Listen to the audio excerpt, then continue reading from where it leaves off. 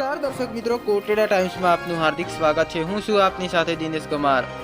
પોશીના તાલુકાના ગણવા ગામે આગથી પીડિત પરિવારને મદદ માટે આખત્રીજના પવિત્ર દિને પ્રકૃતિ પૂજન તારીખ 10/5/2024 શુક્રવાર સમય સવારે 11 થી સાંજે 4 કલાકે આદિવાસી સમાજથી 300 વડીલ માતા યુવા ભાઈ બહેનો ઉપસ્થિત રહેવા નિમંત્રણ।